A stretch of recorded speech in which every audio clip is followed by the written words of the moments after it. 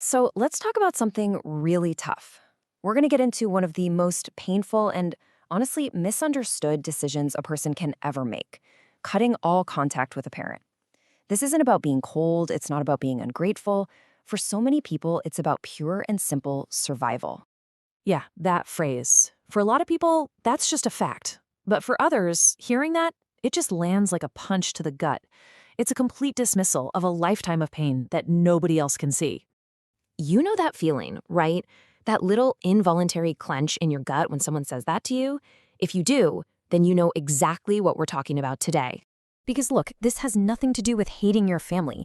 It's about that slow, dawning realization that maybe your biggest bully wasn't some kid on the playground. Maybe they were sitting right across from you at the dinner table. Okay, so let's really dive into this. We tend to put simple labels on things that are incredibly complicated, but what happens when that label we use, strict parent, is actually a mask for something way, way more destructive? This right here is a massive shift in understanding.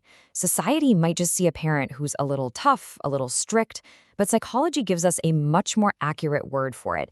We're moving past just talking about rules and discipline and into a conversation about a total lack of empathy. And this gets to the absolute heart of it. A healthy parent's job is to help a child become their own person. But a narcissistic parent, they see their child as an extension of themselves, almost like an object that's there to serve their needs. So let's look at how this toxic dynamic gets woven into the very idea of love itself. Because in these families, even something as fundamental as affection isn't what it seems. It's playing by a whole different and much colder set of rules. And here's the fundamental difference, laid out plain and simple. Healthy love, it's a two-way street. It's about mutual care. Narcissistic love is a con game.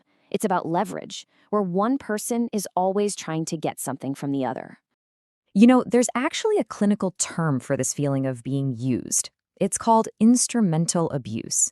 It means you're not seen as a person with your own thoughts and feelings. You're an appliance, there to perform a function, whether it's to make them look good or to be their emotional punching bag. Just think about it for a second. Have they ever offered you help, but it came with all these invisible strings attached? Maybe they offered you a loan that suddenly felt more like a leash. That's not parenting. That's a business transaction. And it's designed for one thing: control. Okay, and this next part, this is maybe one of the most confusing, most isolating pieces of the entire puzzle. It's the huge difference between who your parent is out in public and who they are when the front door closes. It's this total split. To the whole world, they're a hero, just charming, an absolute angel. But at home, you get the cold shoulder, you get the calculating stares, you get the silence. You're basically living in two completely different worlds at the same time. And you can imagine what this does to your head, right? It's completely disorienting. It makes you question your own reality. I mean, who's the real person? The public angel or the private monster?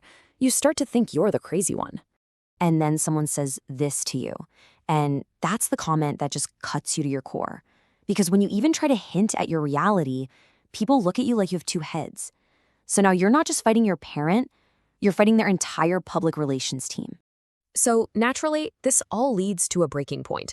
After years and years of this, you finally decide you have to say something. You have to confront them with your truth.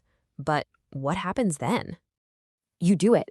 You lay it all out there. You explain the hurt. You detail the manipulation. You pour your heart out, just hoping, praying for one single moment of recognition, of apology. But what you get back is something else entirely.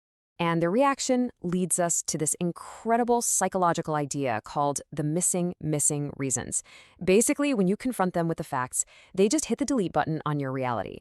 They will literally rewrite history in real time and claim they have absolutely no idea why you're upset. And it always follows the same playbook. First, it's total denial. That never happened. Then, they flip the script and somehow make you the abuser. And finally, they go on a victim tour, telling everyone who will listen how you've broken their heart. It's all about protecting their own ego, even if it destroys you. So you have to understand, when someone finally walks away, that decision isn't coming from a place of hate. It's coming from a place of survival. It's the final realization that the price of admission for this relationship is your own sanity. It's an act of self-preservation. Life before you leave is often described like this. Like there's this constant, buzzing TV static inside your brain. It's a low-grade anxiety that never goes away. You're always on edge, always managing their moods, with no room left for your own. But then you cut the cord, and something incredible happens. The static just stops. And the silence that follows, the silence you were so afraid of, it isn't lonely. It's not empty. For the first time in forever, it's peaceful. You can actually hear yourself think again. So if this is you, if you're someone who had to walk away, please remember this. You are not weak. You're not selfish. You are a cycle breaker. You looked at generations of pain and trauma, and you had the unbelievable strength and courage to stand up and say, no more. This ends with me. And that's the definition of powerful.